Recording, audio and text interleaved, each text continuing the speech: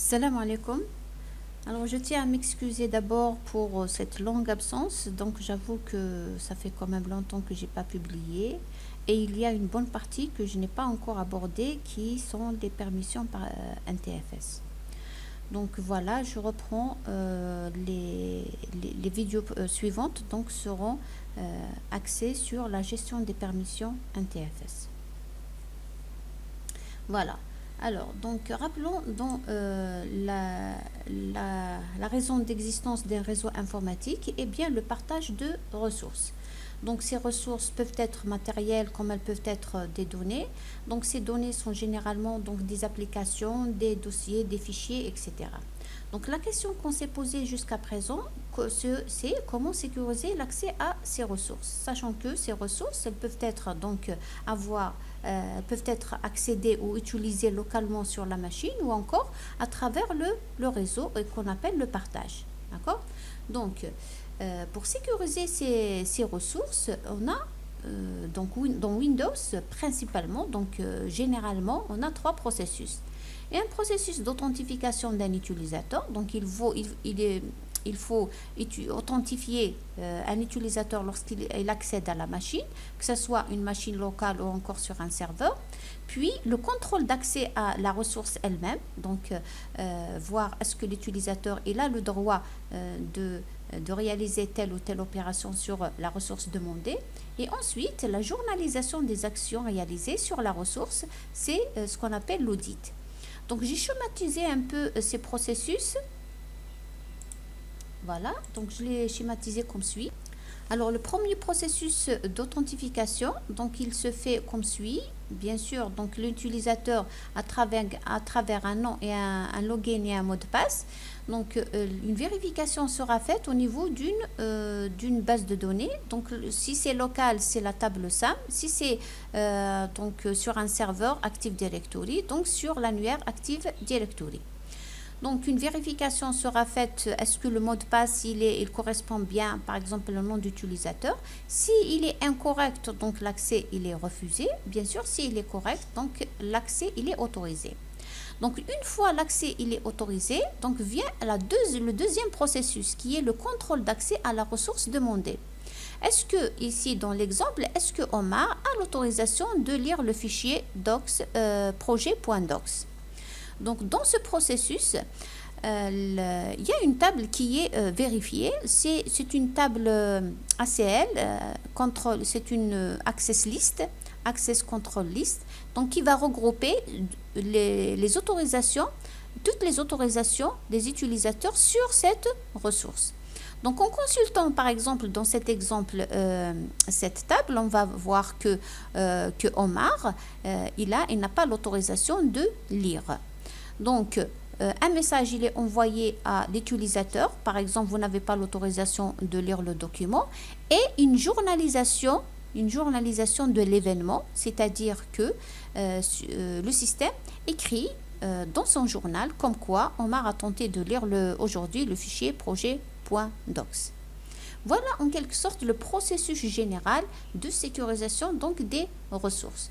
Alors pour le processus d'authentification, on l'a déjà vu dans les vidéos précédentes, que ce soit pour une machine plutôt dans l'architecture poste à poste ou encore dans une architecture client-serveur.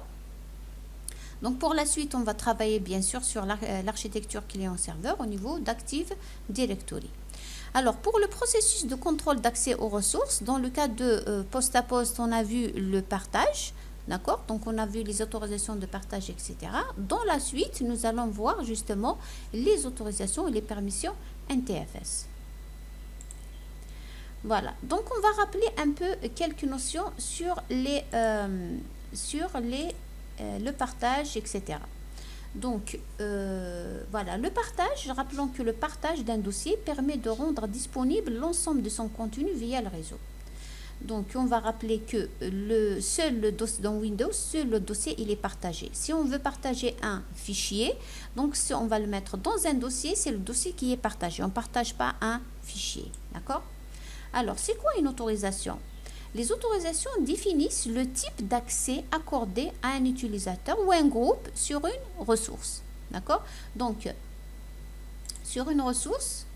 Voilà, par exemple sur sur un dossier. Donc dans le dossier, on trouve donc des fichiers de tout type, hein, donc des sous-dossiers, des fichiers texte, des applications, etc. Donc l'autorisation, elle définit le type d'accès à ces données-là, à ces ressources, pour donc un utilisateur ou un groupe d'utilisateurs. Donc une autorisation, donc elle peut être accordée ou refusée. Par exemple ici Bob, donc il a l'autorisation de parcourir un dossier qui est partagé, il a l'autorisation de lire un fichier, mais il n'a pas l'autorisation de modifier. Donc l'accès, la modification, elle est refusée sur par exemple le fichier F2. Voilà donc globalement les autorisations. Donc c'est le type d'accès accordé à un utilisateur ou un groupe, et elle est accordée ou refusée. Alors ces autorisations, elles sont de deux types. Donc on a des autorisations de partage et des autorisations de sécurité, ou encore des autorisations NTFS, ou on dit souvent donc des permissions NTFS. Alors donc une ressource, elle est utilisée soit donc localement sur la machine par un utilisateur ayant ouvert une session localement, c'est-à-dire un utilisateur. Lorsque vous ouvrez une session sur une machine locale, donc vous avez accès à toutes les ressources de la machine. Donc il y a des autorisations qui seront appliquées pour cet utilisateur localement, surtout si vous n'êtes pas le seul à travailler sur la machine, ou à travers le réseau par un utilisateur distant. Donc sur le réseau, donc il y a des autorisations qui seront appliquées sur la ressource. Donc localement, c'est les autorisations NTFS qui sont appliquées. Donc lorsque un utilisateur accède à une machine locale sur une même machine, par exemple ici Bob, lorsqu'il accède à sa machine, d'accord, c'est les autorisations. Si par exemple on a un autre utilisateur qui va accéder qui va ouvrir une session sur la même machine, d'accord, donc on a Bob et Omar qui peuvent ouvrir une session sur la machine.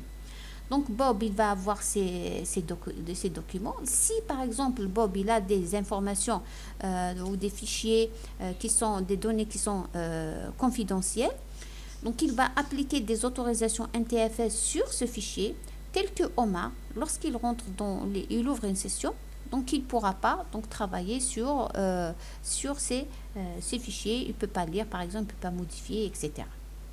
Donc là, c'est les autorisations NTFS qui seront appliquées. Donc par exemple ici, Alice, dans l'accès local, c'est les autorisations NTFS qui seront appliquées sur par exemple le dossier gestion. Mais donc dans un accès à distance, par exemple Bob ici, pour qu'il puisse utiliser le dossier gestion qui est partagé par exemple ce PC de Alice, donc il y a les autorisations de partage qui seront appliquées plus les autorisations NTFS. Donc ce n'est pas uniquement les autorisations de partage qui seront appliquées, et ce n'est pas uniquement les autorisations NTFS qui seront appliquées. Donc c'est une règle qu'il ne faut pas oublier. Donc à travers, voilà, donc cette règle-là, à travers le réseau, c'est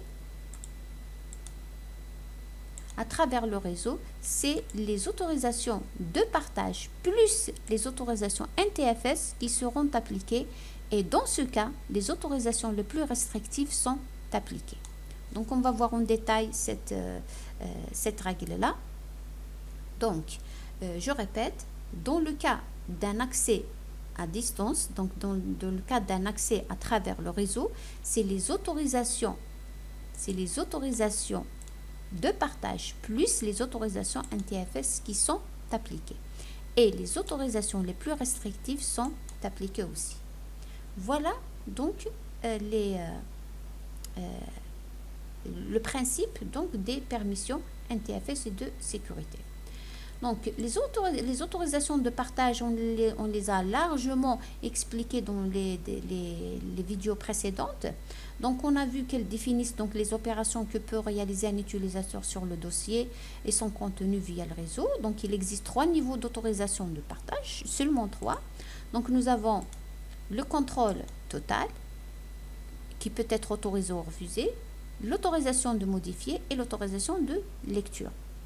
Donc, on a vu qu'est-ce qu'un utilisateur peut faire lorsqu'il a l'autorisation de lecture sur le dossier, qu'est-ce qu'un utilisateur peut faire sur l'autorisation lorsqu'il a l'autorisation de modification et qu'est-ce qu'il a comme autorisation lorsqu'il a le contrôle total sur le dossier.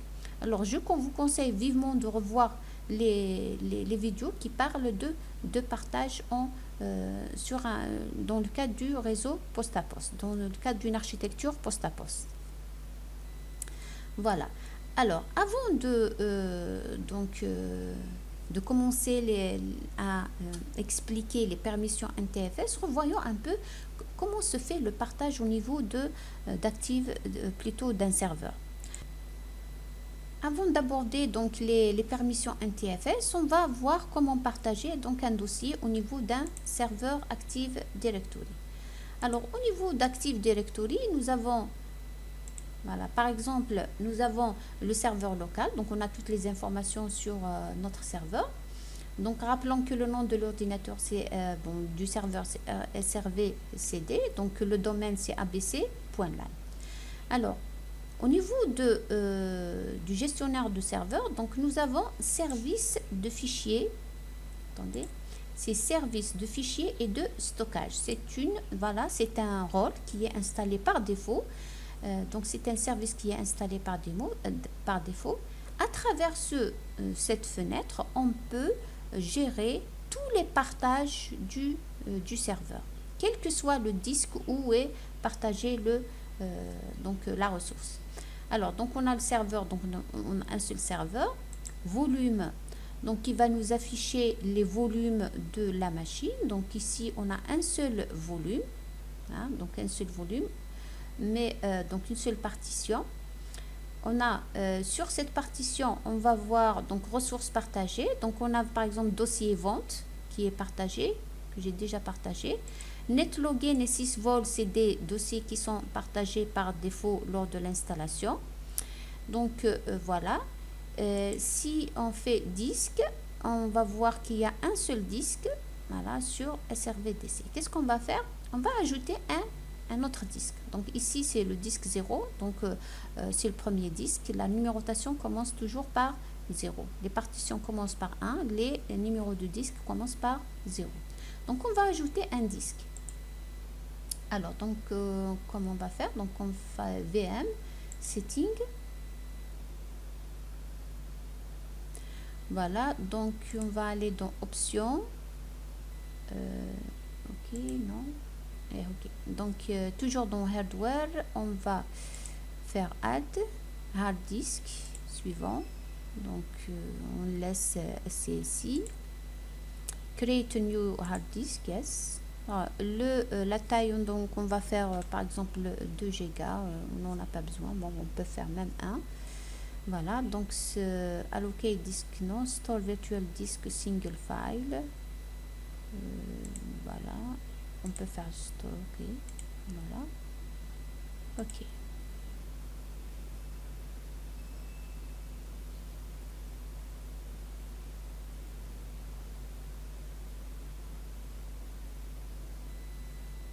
Voilà, donc, ok, très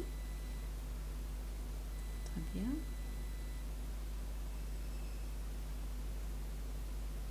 Voilà, donc on vient d'ajouter un disque. Alors, disque. On va aller gestion de l'ordinateur. Voilà. Ok, gestion de disque. Ok, voilà. Dans cette fenêtre, voilà. Donc on remarque que le disque qu'on vient d'insérer ou d'ajouter, donc on n'est pas en ligne, il est hors ligne, hors connexion. Donc qu'est-ce qu'on fait? Un bouton de droite en ligne. On va le mettre en ligne d'abord. Voilà, non initialisé. Donc, qu'est-ce qu'on fait? On va initialiser le disque. Donc, on a mis en ligne, on initialise. Donc, on met partition GPT ou encore secteur d'amorçage, peu importe. Voilà. Donc, nom alloué, il faut maintenant lui donner un nom de volume. Voilà, on laisse la taille. On lui attribue la lettre E. Système de fichiers NTFS, oui, donc on va mettre NTFS, vous vous rappelez, donc FAT32, donc les permissions NTFS n'existent pas dans FAT32, donc on l'a déjà vu dans les vidéos précédentes, donc le disque qu'on va ajouter, donc on va le mettre fichier NTFS,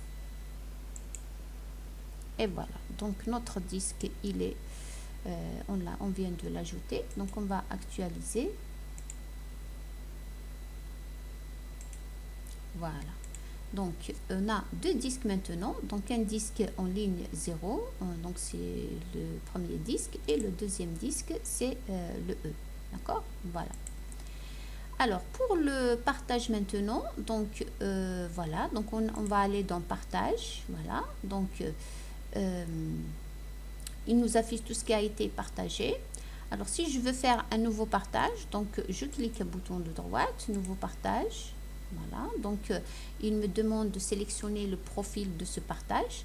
Là, il me demande de sélectionner le protocole utilisé pour le partage. Alors sur Windows, le protocole utilisé c'est SMB. SMB, donc c'est un protocole qui permet d'utiliser qu'utilise Windows pour partager des fichiers avec des ordinateurs Windows. Si on veut partager par exemple des données avec Linux, donc on doit utiliser le protocole NFS. Donc NFS, généralement utilisé pour partager des fichiers avec des ordinateurs Unix. On va le faire dans les prochaines vidéos, Inch'Allah. Donc pour l'instant, donc par exemple on choisit donc SMB pour Windows. Voilà, donc quel serveur on va sur quel serveur on va partager, donc notre serveur. On nous demande ici de sélectionner le volume sur lequel on va partager. Donc ici C ou le E. Donc par exemple si je choisis le E, voilà. Donc on peut, il nous demande ici taper un chemin personnalisé. Donc on peut aussi taper un chemin, voilà. Donc personnalisé, c'est à nous de chercher un autre ou de sélectionner un autre disque. Alors on met sélectionner par exemple par volume. Donc on fait le E par exemple, suivant. Voilà. Le nom de partage, par exemple, c'est le nom qui va apparaître sur les autres ordinateurs. Donc, description du partage, par exemple, dossier, commun, à tout le département, par exemple. Ok, donc le chemin d'accès, c'est le chemin voilà, donc d'accès local au partage, local sur le serveur, donc share commun. Si le dossier n'existe pas, il est créé. Donc share, c'est le système qui va le créer. Il va créer donc tous les dossiers partagés à l'intérieur. Donc commun il sera partagé, mais share ne sera pas partagé. Donc les utilisateurs vont voir uniquement commun. Et le chemin d'accès à distance au partage, c'est SRVCD, donc deux anti-slash, SRVCD commun. Voilà, suivant. Alors ici, il y a des paramètres très intéressants, tels que par exemple, activer l'énumération basée sur l'accès. Alors ici, l'énumération basée sur l'accès n'affiche que les fichiers et les dossiers dont un utilisateur possède les autorisations. C'est-à-dire qu'un utilisateur, lorsqu'il accède à un partage, il n'y a que les ressources dont il a l'autorisation qui seront affichées. C'est-à-dire qu'il n'a pas l'autorisation sur un dossier ou un fichier, pourquoi lui a affiché. C'est très intéressant comme paramètre. Donc on va le revoir après dans la pratique. Autoriser la mise en cache de partage, c'est-à-dire ici, donc la mise en cache met le contenu du partage à la disposition des utilisateurs hors connexion. Par exemple, vous partez par exemple à la maison, donc avec votre machine, est-ce que vous pouvez toujours travailler sur le fichier ou sur le dossier si vous êtes hors connexion? Donc oui, donc on peut travailler hors connexion. Donc une fois l'utilisateur, vous revenez à l'entreprise, la synchronisation sera effectuée. Ça aussi, c'est très intéressant. Chiffrer l'accès aux données, donc c'est lorsqu'il est activé, l'accès distant au fichier de ce partage est chiffré. Donc il sera sécurisé contre les accès non autorisés. Voilà. Ok, alors, donc on met suivant. là, c'est les autorisations qu'on va accorder ce au dossier qu'on vient de partager. Donc, personnaliser les autorisations. Alors, on va travailler tout au long du cours sur cette fenêtre. Donc, cette fenêtre, elle va me permettre de donner des autorisations, donc d'octroyer des autorisations NTFS, de partage. Hein, donc, voilà. Si vous vous rappelez, donc tout le monde, c'est le groupe, tout le monde qui a le partage par défaut. Et enfin, nous avons l'audit, hein, donc la journalisation des opérations qui ont été effectuées sur la ressource. Voilà. Donc, si je fais OK, voilà, donc je viens de... Voilà, donc il y a un récapitulatif.